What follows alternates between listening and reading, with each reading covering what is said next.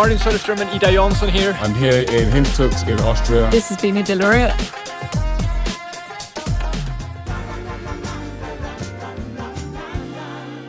Welcome to Thule Outdoor Club News. I'm Anja Pärson. And I'm Filippa Rådin. We're up in the north, camping, picking blueberries, enjoying the wild beauty of the season.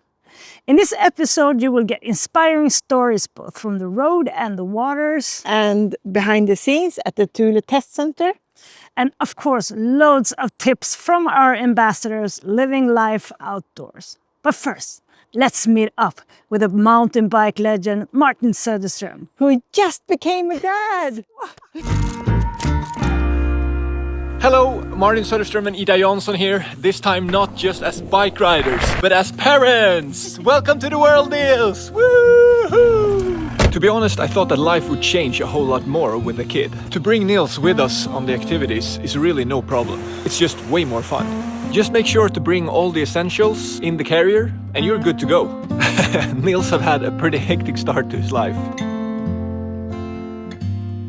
Since I've had a kid for like 4 weeks now, I'm a bit of an expert on this subject. So here's 5 things that you need when having a baby.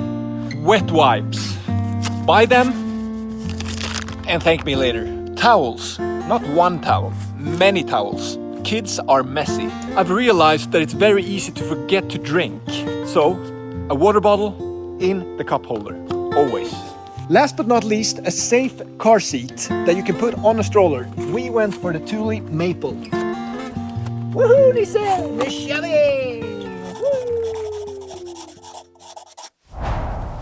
Next, we meet up with our ambassador, Adam, who is a pro photographer and works all over the world. But always finds a bike in every city along with his trusted camera bag. My name's Adam Katzending and I'm a professional photographer. I've always ridden bikes since I was a little kid. I used to work at a bike shop riding mountain bikes and just always thought that was kind of freedom to go wherever you want to go. And the city lights seem to be my own. I mean, when I travel, which is primarily what my life is, you're somewhere only for a couple of days. The best way to see a city is to go for take one of the city bikes or go for a run and just see as much as possible in a short period of time and prioritize it. These are my hopes. In most of the cities I actually travel, I have a bike, and so I'm actually commuting not only in Copenhagen, but in New York and Milan and Paris and London as well, on a bike with a bag, either a shoulder bag or a bag on the bike with my camera in it. So I try to have it with me as much as possible. It's better to have it and not take a photo than to not have it and want to take a photo. When I'm here, I ride a bike every day, 7 days a week. And this city is built for cycling. Whether I'm just going to meet up with a friend or go jump in the water. If it's beautiful out, I spend the whole day on a bike. It's like my number one choice of pastime for sure. Then it's off to the heart of innovation, behind the scenes at the Thule Test Center up in Sweden and to our facilities in Connecticut with the Loam Wolf, where they really push the limits. I feel like I should get sunglasses. Oh, man. Thanks for tuning in to this special Behind the Brand feature brought to you by Thule. My name's Chris Ritchie, and we are here in Hillerstorp, Sweden, at the birthplace of Thule. Tell us a little bit about why we're here in Hillerstorp. This is where it all started in 1942. Not bike racks at that time. It was pike traps and belt buckles and some other product. Full-blown crash facility that we have here. With a servo sled, pushing away a sled, simulating real crashes.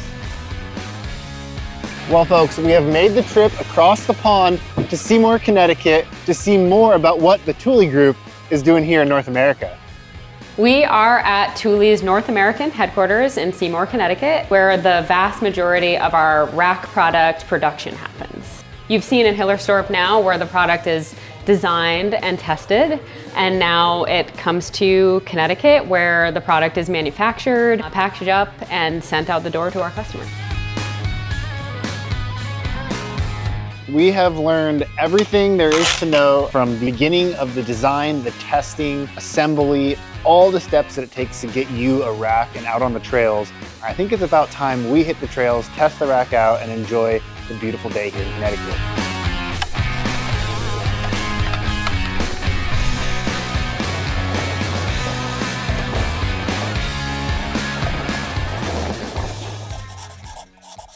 Rich on blueberries, we're now shifting from product to people.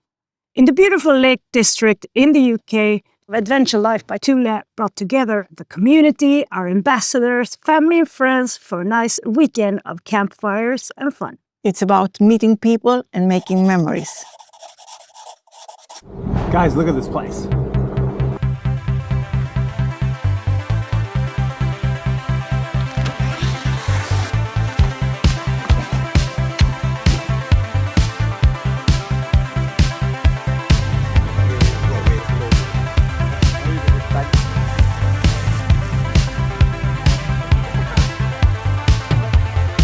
Inga, tell me about what's going on here.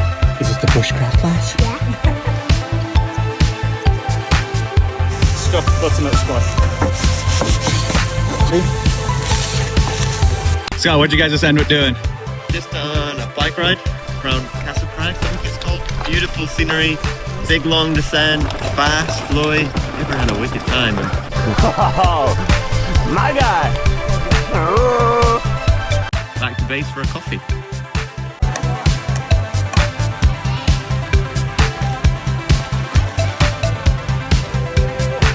Shoes are not ideal.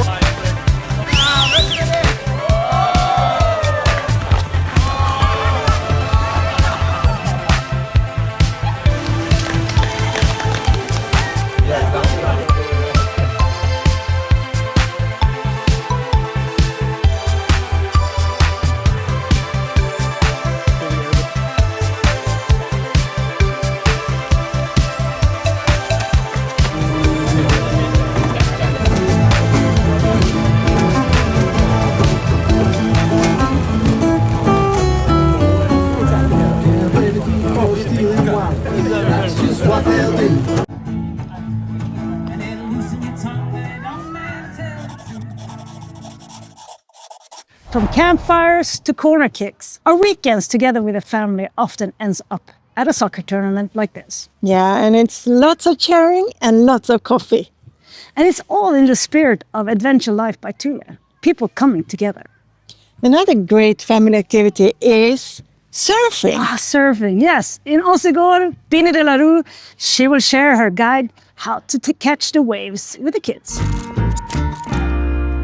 Hi, this is Beanie De Le Rue, and I've got some tips for surfing with kids. So number one, keep them warm, otherwise they're not going to have fun. So it's a pain, but get them in the wetsuits and you'll see the difference. Number two, have fun. Just play about in the water, dive under the waves, and they'll get used to being hit by the water, and then they won't be so scared.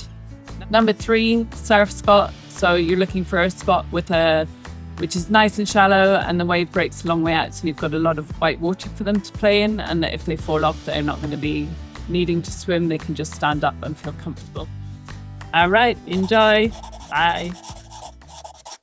Back on two wheels, Andrew Jackson reminds us that no matter how or where you ride, every ride tells a tale.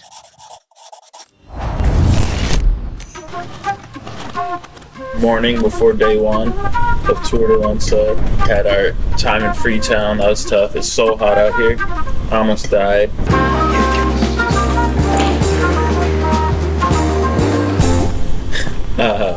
But yeah, we're good. Excited to see what the tour has for us.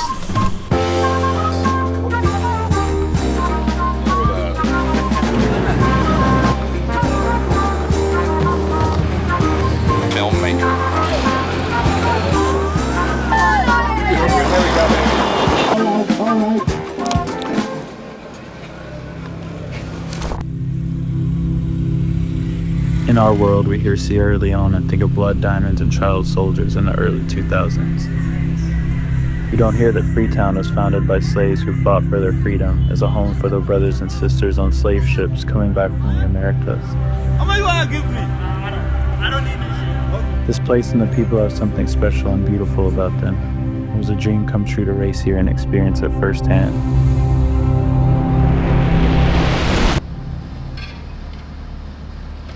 After spending a couple days trying to get used to the heat in Freetown, it was time to pack up and head to Tour de l'Ensar.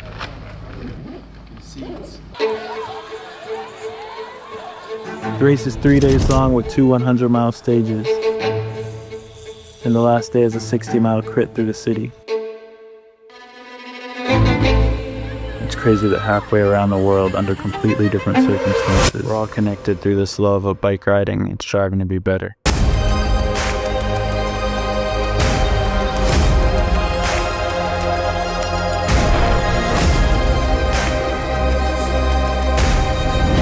When I saw Tennessee win that stage, I knew there was something special here, and I had to experience it firsthand.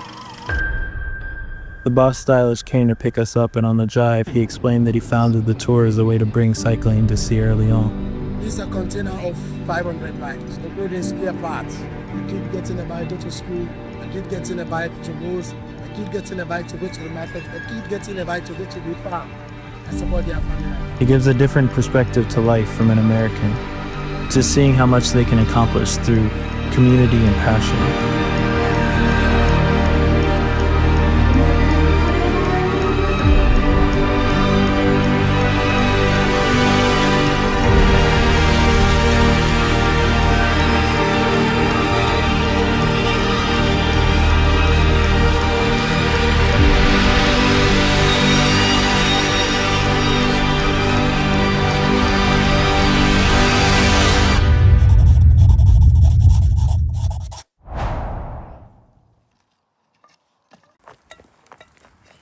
From cycling stories to snowy dreams, even in summer. Earlier this year, I had the opportunity to ski with our ambassador Kasete, the Tonga alpine skier chasing his Olympic dream. I shared some tips and tricks with him, and he's working really hard to achieve his Olympic goal.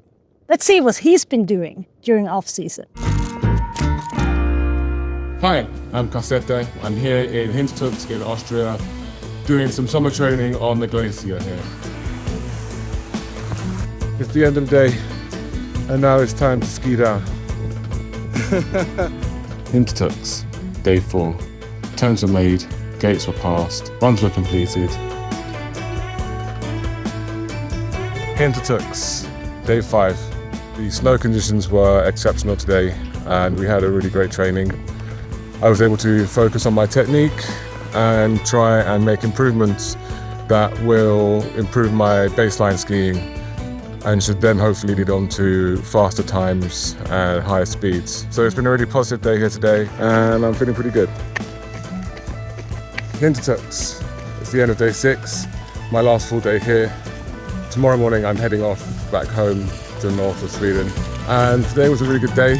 I've made some progress, I've got some tools now that I can take with me and hopefully implement in the future.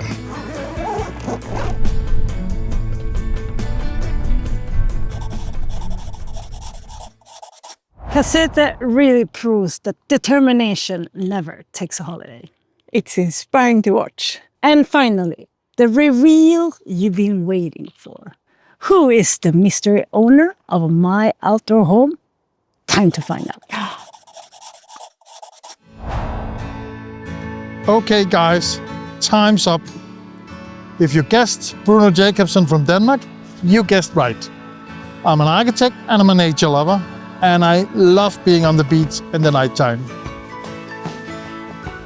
For me, this setup is the best. It keeps me from the ground. I have all my gear underneath, and I sleep amazing in it.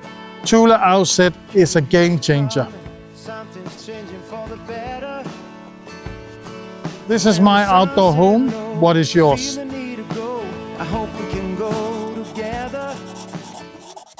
From lake and blueberries to surfboards and chasing the Olympic dreams, it's been a full month. And a beautiful one. Thule Outdoor Club News will be back with more stories, more adventures, and amazing ways to enjoy life outdoors together. Next time, you will have an amazing ambassador hosting the show. Until then, enjoy your outdoors with your family. See you!